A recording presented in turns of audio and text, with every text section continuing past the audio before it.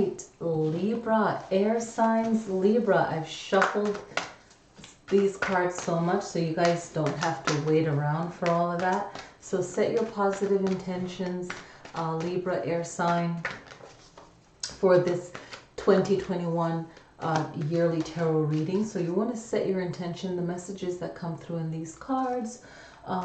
You know, what works for you, what doesn't, let it go.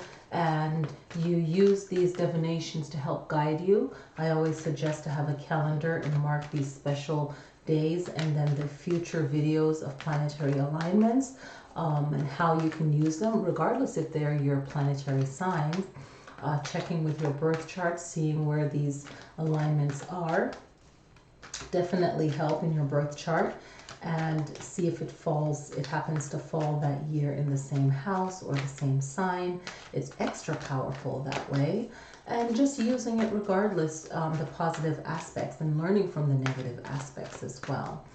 All right, so it's just a forecast to see what could potentially be, and making your plans and setting your own positive intentions. All right, so setting that high intention, divine, archangels, guardian angels, spirit guides, ancestors, all good connections for the highest and greatest good for ourselves and our lives.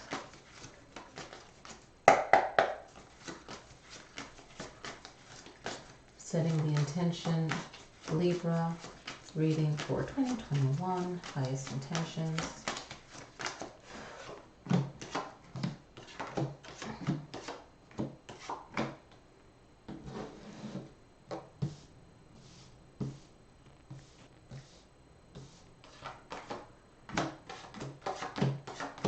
And I drop an 11th card for like two outcomes that we're hoping for, right? So, all right, yeah. So the main issue for this year for you guys is prosperity, and I feel like it's already starting off to be a great year. I don't know what the other cards are going to be like, obviously, but this is a great start. This is on your mind, Libra, to have more money coming into the home, prosperity, all that good stuff. So you are working towards that. Okay, what could be a hindrance to that is, you know, old thoughts, old thinking, maybe the mind. You know, you're probably thinking about things that happened in the past, wishing that things were the way it used to be. And that can be an energy of just starting out the new year, right? Trying to shake that off. So it's all about projecting this Nine of Pentacles, which is such a powerful card. I mean, everyone can benefit from this. And starting off with a pentacle is really good. Five pointed, right? We're going into a 5-year. And the 5-year is about our freedom and about the motion. That it's a propelling, it's a motion. Things are constantly moving, constantly changing year, but it's how we're going to direct that energy. Okay, so we'll get into that astrology, but it's really setting your mind to succeed and, you know, wishing that certain things could be the way it was in the past, but know that you're going to set that intention. You're thinking of all the positive things, okay? The good things of the past. But what can ground your mind is the Wheel of Fortune, okay? And just realize that there's a cycle to things. Things are going to keep moving forward. And nothing new, there's nothing new under the sun. So just know that there's a guide for you, and you can guide yourself, and you can set these, set the motion and plan for you that you can actually get to where you want to go. And just really, it's kind of like setting your positive intention, setting the magic of yourself, of where you want to go, where you want to be. Okay, your past was about maybe making good money, having great connections, and for some of you things are good, but it can be greater. For others it's still going good, but that you're thinking a lot of where you were and wanting some of that back again. But for some of you, you're going to have to take a new path. Whenever it's something in the past like this strong, it's usually that you're wishing for things to be the way it was before, but there's still a positive way of moving things forward. You're having like two major arcanas here, okay? What can ground you? you know, what is an unknown influence, which is the Wheel of Fortune. So things are going to keep moving forward, okay? And just focus on moving ahead, okay? The past, if it was good, but focus on moving ahead. And what you can have at the top of your mind and as your goals or your hopes and your dreams and your strength is that the right people will come to you at the right time. You know, you're going to attract the right people. You have that thing about you, that essence about you, okay, that charisma about you.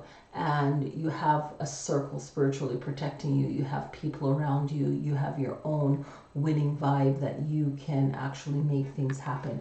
So keep your mind positive on like the world is yours. You can make things possible. You can make it happen. The future is definitely a restart, and a restart in a positive way. When you have the Fool card, you can really, it's an open door to become the magician again. You can just restart. Boom. You can restart, get things moving in the right direction. Don't worry so much about the past, okay? And what I would like to do the animal New Year's reading. I think that will be also powerful as well. Okay, so look out for that. You guys, you know, you have the element of air, okay? So you guys can manifest many things, okay? You can make things happen. So focus on that power, on that ability, all right? Now, a suggested approach is to be balanced when it comes to your money. You know, don't stress out about it like there's not enough, and don't overspend also. So the new year is just taking the middle approach, playing it safe, but knowing that, you know, all of your needs are met. So it's a suggested approach to really be balanced when it comes to what is your prosperity, what things are coming in for you. Okay, how others see you and what you need to know. Okay, they know that you're hardworking, that you know what you're doing, that you're passionate about what you do, you care about what you do. Try not to overdo things, but just know that all of your hard work will pay off, okay?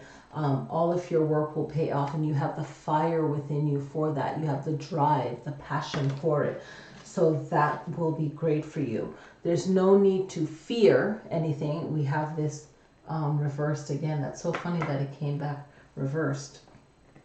But this, in this position, your hopes and your fears, it's feeling like you have no really set direction. When this happened, Libra, it's more of going with the flow and knowing that the money, the health, the blessing, all of these things, whatever is in your power, you can handle it. Whatever is something that's not, you just do the best that you can and allow yourself to move forward, okay? So just know that there's dualities there, but you can have a plan, have a vision, but maybe not, you know this too, not sharing so much of your ideas right away. Just get it done and then move it forward. But if you feel like you can't make up your mind, then don't make a decision, and don't feel pushed to make a decision when you don't need to.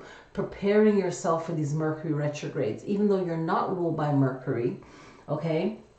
You can connect to Venus, because Venus is not met in any kind of retrograde, neither is Mars. Those two planets are powerful for you to tap into, especially if you have a strong Leo in your chart or a strong fire sign in your chart. So if you don't want to make a decision, don't feel pushed to do it. And I feel guided to say, with the 3 Mercury retrogrades, be prepared for those.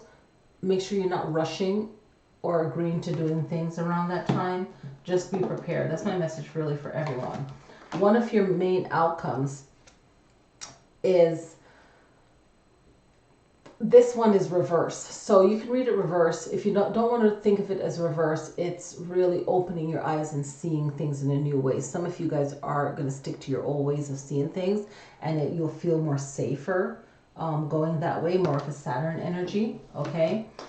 For some of you, it's the outcome is really not doing anything new when it comes to, say, your own personal relationship. And that's going to tie into the flow of of your year. If your relationship ends throughout the year, the third part of the year, it's about not getting into anything new, just focusing on what you have to focus on till the new year. Another way of interpreting this for you is your own personal time, okay? To really focus on yourself. There's more growth to be done relationship wise, having that personal relationship with yourself because of everything that you're working on.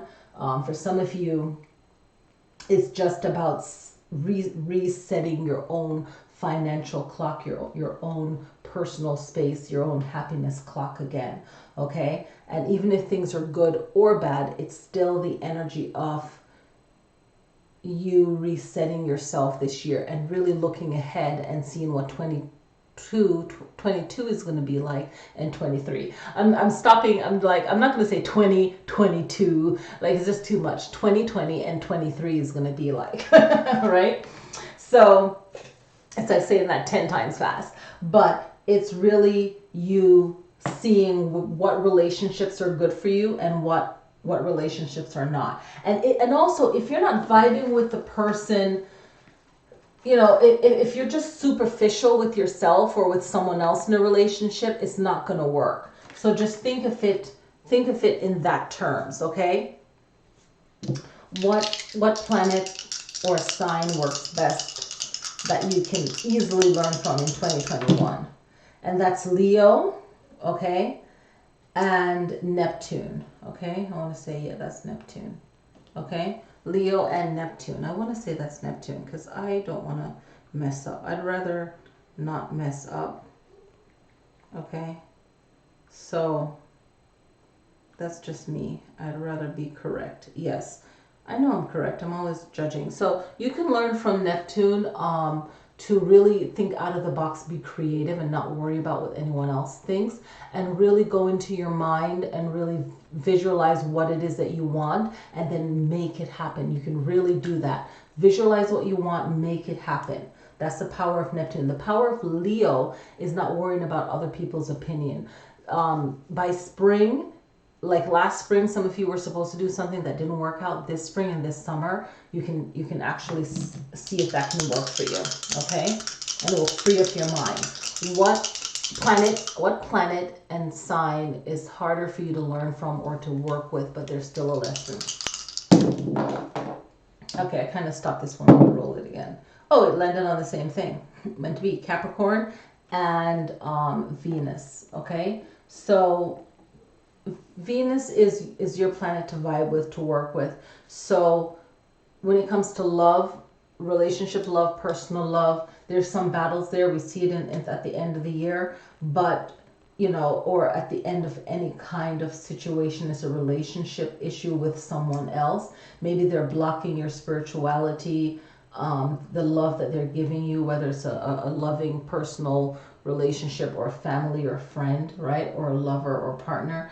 It's not vibing with your mental health or your spirituality or your comfort. There's something that switches up. And Capricorn has to do with the workings of it, you know, the physical workings, whether it's business or just the logical working of it, the relationship. Let's tap into what angel is going to be a good one to work with, okay, or what their message is for you, Libra.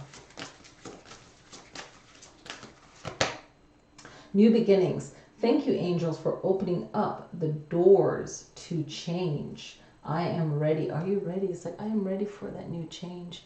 It's like just allowing yourself to connect to a new beginning, a new way of doing things, a new start, right?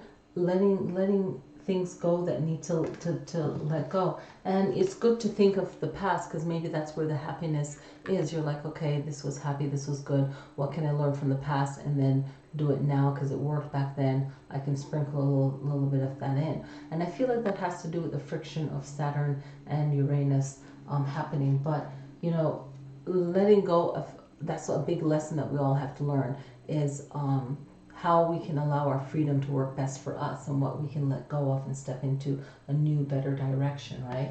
It's kind of like we wouldn't want to do certain things the old way because it will take too long, or it's just difficult or uncomfortable, right? So it's just being realistic with ourselves. So let's look at your astrology, okay? So we know that we have this new Aquarian age, right? This new era, and that is never flowery like some spiritual people like to think of things happening like, oh, it's a new change, and it takes work, and we know that 2020 was a drag, right? We have Venus and Mars conjunction that's happening on June 27th to the 21st, so that's a big one. So we're thinking about love and relationships for that one, okay? So let's look at this Saturn, and let me go in the flow here so I don't miss anything. So Mercury retrograde is all about communication. The first time it happens is in Aquarius, and that's really either we're going to move forward or we're going to just slack on ourselves. That's how I intuitively feel that this Mercury retrograde is going to affect us, because we know in Mercury retrograde we shouldn't talk a lot, we should think before we speak, we should say less, we shouldn't feel rushed to sign any contracts. Even when I had to sign a big contract, I said, listen, I said to the person, I don't know how spiritual you are, but I'm spiritual, and I'm like, I'm not superstitious to be ridiculous, but Mercury's in retrograde. Can we just sign the paper after the 7th or something? I think it was like 2 years ago.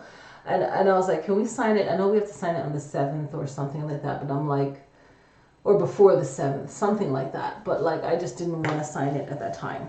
Anyway, okay. So when it happens in Gemini, it's about how you're communicating to others and how you communicate to yourself, the power of those words. In Libra, in your own sign, it's could be about legal stuff, laws, right? It could be conflict with that. It could be about just future relationships and how that relationship, the balance of that. So Mercury retrograde, January 30th to February 20th, Aquarius, May 29th to June 22nd, Gemini, September 27th to October 18th, Libra. So we know what to do, right? Slow down, think, and rethink.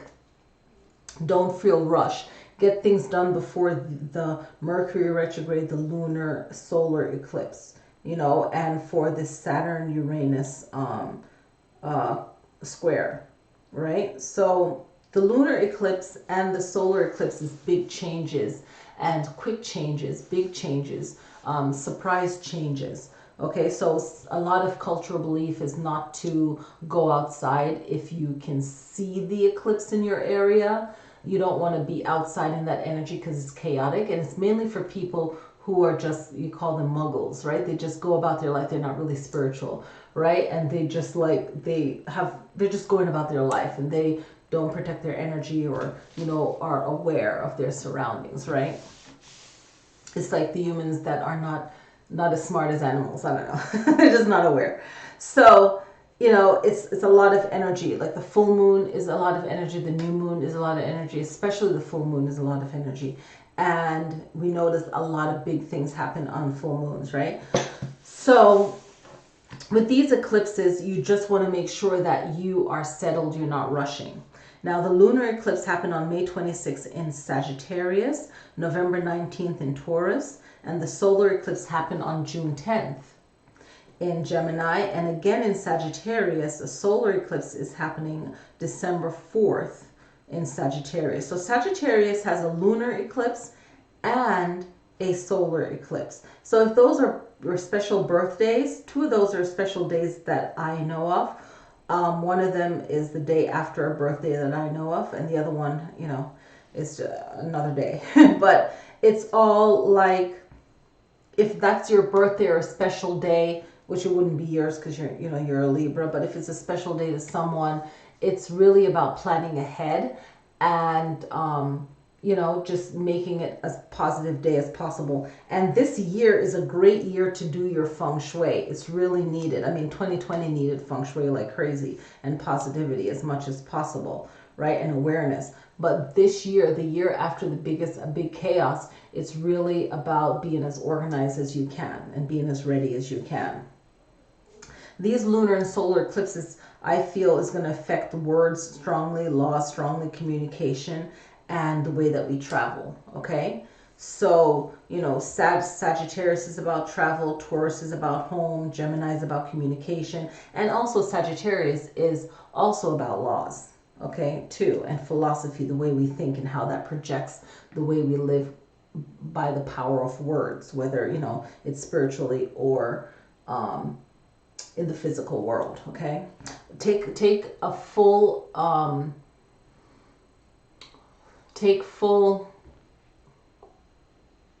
my words are like going right now, but advantage of the full moon and the new moon in your sign, your opposite sign, and your same elemental sign. Those are powerful, okay? There is no Mercury and Venus retrograde, so definitely use those powerful aspect days. There will be videos on that. Saturn squares Uranus is about tension and friction. It's the fight between personal freedom. Uranus is like, you're not going to control me. Who do you think you are? What? And then Saturn is like, I'm the boss. I'm bossy. I have my way of getting it done. I know it's organized and it's the best way. And this is the traditional way of doing things. And it's just trying to have that progress and that moving forward. And really, there's a balance that needs to happen where a little bit of the old that's good meeting with a new idea that's like, hello, this is a better way of doing this, hello. So February 17th, June 14th, and December 24th, which is Christmas Eve, hello. So those 3 dates, right? June, Jupiter entering Pisces is that Pisces energy of the mind, the third eye, intuition, trusting your intuition, being paying attention to your dreams. You know, what you're doing before you go to sleep really impacts the clarity of your mind, your physical rest, and your intuition. May 13th to July 23rd. So 11th house and 12th house issues. It's about your prosperity and your luck by trusting your intuition, guiding yourself. You know, cutting off negative things that you don't need. Like the 11th house is friendship and your hopes and your dreams. What's blocking that? Really picking your social group and your friendships will really help you, okay? The 12th house is your intuition and letting go of behaviors that block you from moving forward, like self-sabotage, and making closures and ending things that are negative that you don't need anymore in your life.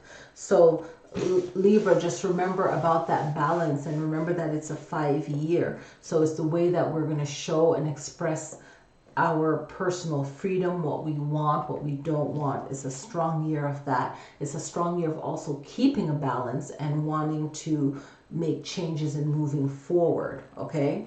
And it's a motion. It's a year of energy. It's a 5-year of energy. It could be adversity. It could be how we handle these tensions, how we handle our own insecurities, our own worries, right? And how we're handling loss and poverty and the process to grow, right? It's a year that wants to grow and it's a year of motion, but this motion has to have a direction. And that's why I feel like the Saturn squares Uranus is about these 3 different times throughout the year where we can make our motion. From like the middle of January to February 17th, when we have this alignment, it's going to be an interesting tension, okay? And I'll do another video on that. And then, you know, my ears are ringing. And then June 14th and then December 24th is another time to see where this is going, you know. But remember that this is a 5-year energy, and I said it in my other videos, so I don't know if I'm repeating myself, but I am. But earth, air, fire, water, a spirit, you know, creator. It's about how we are going to balance these energies within ourselves and how we can be divine within ourselves for our own personal life and for our community, family, community, world. So it's really balancing all of these energies, right?